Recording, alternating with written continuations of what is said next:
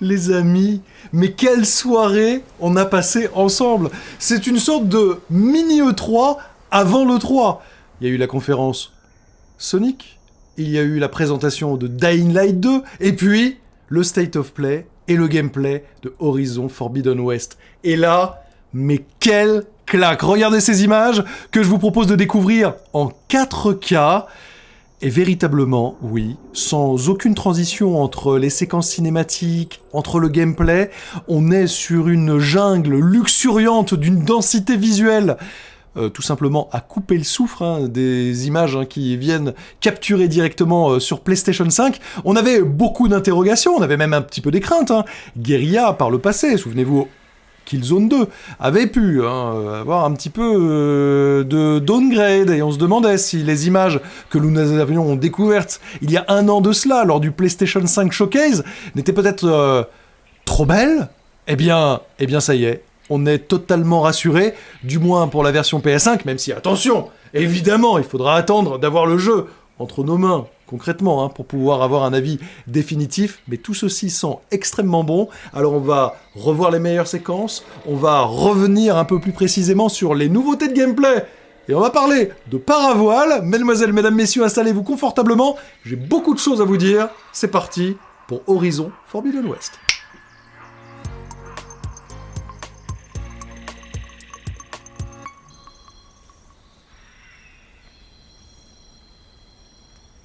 Lorsque l'on découvre ces images, objectivement, quand on aime le jeu vidéo, on peut pas faire autrement que d'avoir la mâchoire qui doucement mais sûrement se décroche très clairement et se dire que, visuellement du moins, c'est un véritable festin next-gen qui s'apprête à s'abattre sur PlayStation 5. Alors, il nous reste quand même beaucoup de choses à savoir, puisque pour l'instant, on ne connaît pas la date de sortie de ce Horizon Forbidden West. Il y a plein d'interrogations qui restent encore suspendues au-dessus de nous. J'en reviendrai dessus dans quelques instants, parce que là, ok, c'est la version PS5, mais quid de la version PlayStation 4, puisque le jeu, vous le savez, sera cross-gen.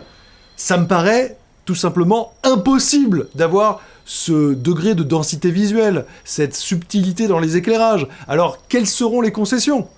Ça, clairement, ce sera à Guerilla de nous répondre. Mais en attendant, eh bien, réjouissons-nous un peu. Vous voyez ces images ? Alors évidemment, c'est du gameplay qui est fait de manière à ce que tout soit d'une intensité rare. Quand on est véritablement manette en main, c'est peut-être un petit peu moins souple dans la manière de jouer, mais regardez, pareil, encore aucune transition, et là, bim, on est dans les fonds marins. Car c'est l'une des nouveautés de ce nouveau Horizon Forbidden West, c'est qu'il y aura l'extérieur, mais aussi en dessous. Oui, dans les fonds marins. Et là, pareil, regardez la subtilité des éclairages, les différents coquillages, il y en a partout. Alors, si on veut chipoter un tout petit peu, on pourra dire que cette séquence-là, qui fait écho quand il y a l'espèce de créature là, robotique qui passe, à un passage que l'on avait vu dans le trailer de l'année dernière. Bon, là, clairement, on est le cran en dessous.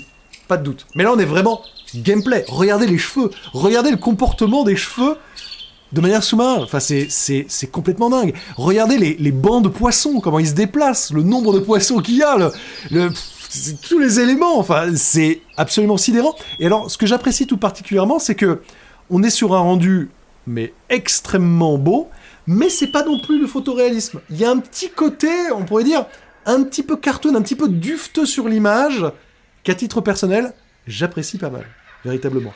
Et là, franchement, enfin, après c'est évidemment subjectif, mais ça, c'est tout ce que j'aime. C'est-à-dire, c'est Libertalia d'Uncharted 4, mais le cran du dessus, voire 2 crans au-dessus, littéralement. Alors, il y a plein de choses que l'on pourrait dire, que l'on pourrait voir, mais il y en a une sur laquelle j'aimerais revenir, et franchement, merci déjà d'avoir été bien plus de 20 000 en simultané à suivre en quart au jus cette présentation. Et il y a un moment, on pourrait faire une petite capture, où avec Carole, on a été, mais genre, d'une seule voix, c'est ce passage-là.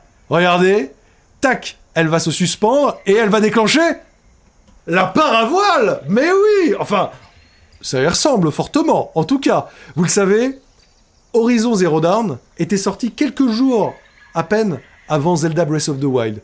2 titres action RPG, en monde ouvert, chacun avec d'innombrables qualités et quelques défauts, des deux côtés. Mais c'est vrai que la liberté qu'offrait Zelda Breath of the Wild, on ne l'avait pas toujours retrouvée dans Horizon. Et la Paravoile offre, entre autres, cette liberté, cette sensation, etc.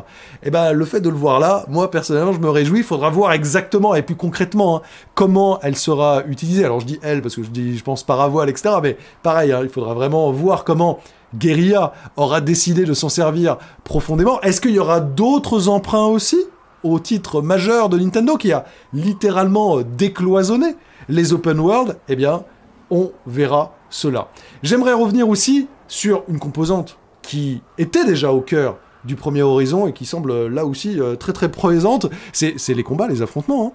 Le gameplay, dès le premier Horizon, était déjà très très très travaillé et vraiment très dynamique. Alors ça, avec cette espèce de mammouth, moi ça me fait penser profondément au Seigneur des Anneaux, quand même, avec les tribus, vous savez, qui se mettaient dessus, etc. On voit qu'il y a énormément d'éléments destructibles. Là, cette zone-là, on sent qu'elle va pouvoir se briser, être pourfendue. Vous avez vu le petit grappin aussi qui débarque. Bref, ils ont essayé d'apporter encore plus de dynamisme dans les situations. On voit que par exemple, il y a des déflagrations qui bougent, le terrain, et là le sable, en l'occurrence, qui est meuble, va se pousser. Il y a foultitude de petits détails, d'éléments, de reflets, etc. Regardez, ça va être destructible. La roue qui est toujours là, qui permet de switcher d'arme en arme. Pour ça, c'est assez classique, il y a plein de jeux qui le font. La possibilité de friser un tout petit peu, de ralentir le temps pour viser précisément certaines parties des composants des créatures, des monstres, qui sont d'ailleurs, et moi ça me fait plaisir, encore plus Jurassic Parkiens, puisque au début vous avez vu, il y a carrément des espèces de vélociraptors, voilà, enfin, ça a l'air complètement dingue, ça a l'air plus exotique que le premier, plus chaud encore, à la fois là, vous voyez les bâtiments derrière, ce pont, c'est celui de San Francisco.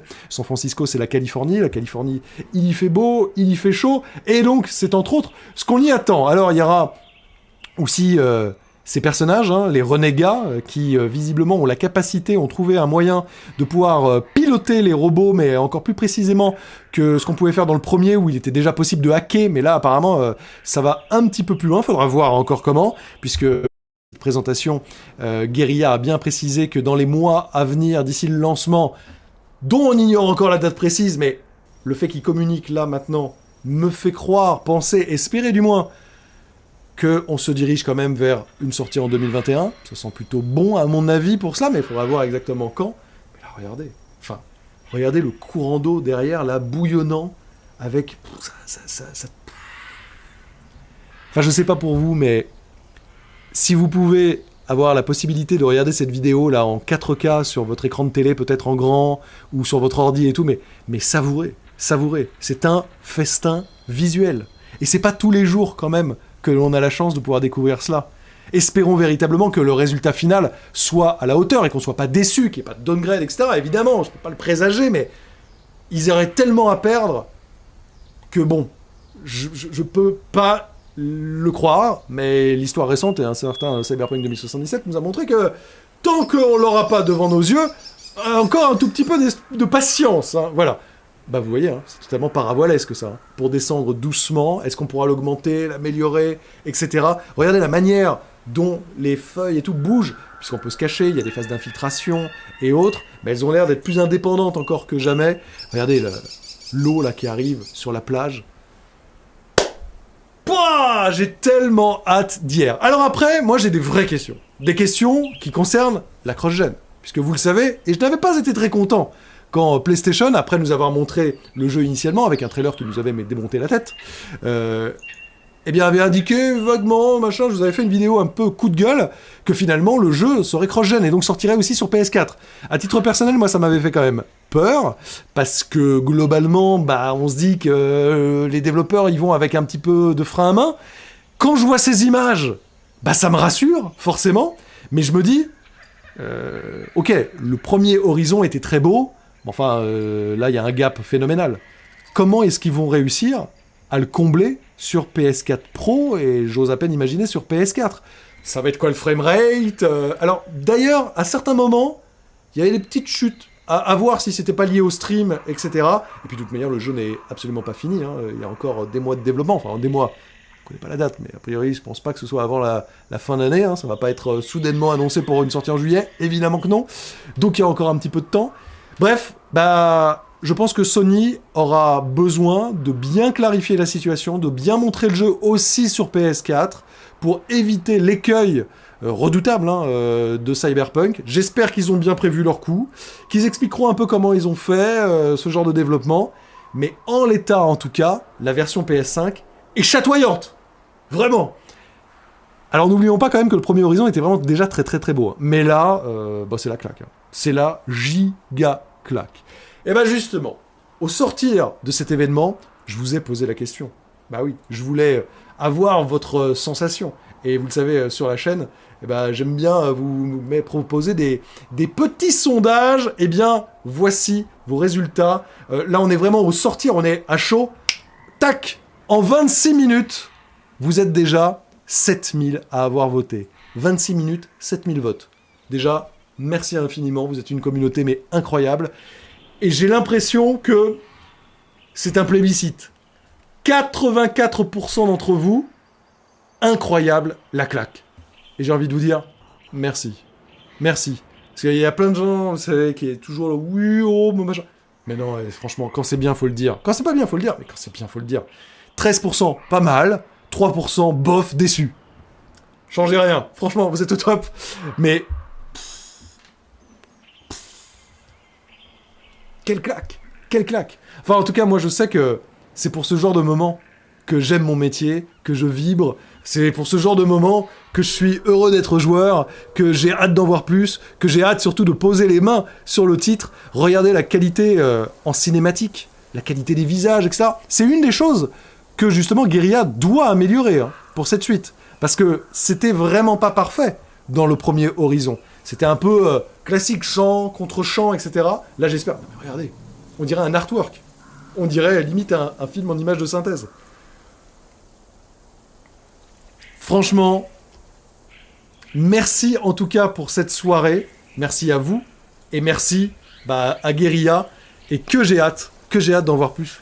Regardez, l'eau qui ruisselle sur les visages, les arbres qui tombent, les particules, la brume et autres. Enfin, j'ai du mal à m'en lasser. Hein. J'ai envie de la regarder en boucle, en boucle et en boucle et en boucle. C'est d'ailleurs ce que je pense que je vais faire là, maintenant, tout de suite. C'est-à-dire me poser tranquillement dans mon canapé et me la remater encore un coup en 4K encore. Merci en tout cas de votre fidélité. Merci de votre présence. Communauté Carojus, vous êtes les meilleurs. Et croyez-moi, avec Carole, on est en train de vous préparer un E3 Carojus aux petits oignons pour que l'on retrouve ces sensations, ces moments de fusion entre nous, vous, nous, l'industrie du jeu vidéo, pour s'enthousiasmer. Ça fait du bien aussi, en espérant évidemment qu'il y aura matière à s'enthousiasmer. Mais quand même, là ce soir, c'était le cas.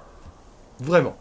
Et voilà, si vous voulez être sûr de ne rien manquer, de ne pas zapper les prochains grands temps forts de l'actualité du jeu vidéo, je pense que véritablement, je sais qu'il y en a beaucoup parmi vous qui regardent les vidéos mais qui ne sont pas encore abonnés, eh bien il est temps d'y remédier, de bien activer la cloche, parce qu'il y a d'autres vidéos qui vont arriver. Demain, c'est Far Cry 6, mais oui, j'aurai pas mal de choses à vous dire. Et en attendant, il y a plein de vidéos qui vous attendent, avec, attention, breaking news, Nintendo qui pourrait annoncer la Nintendo Switch Pro dans les heures ou jours à venir.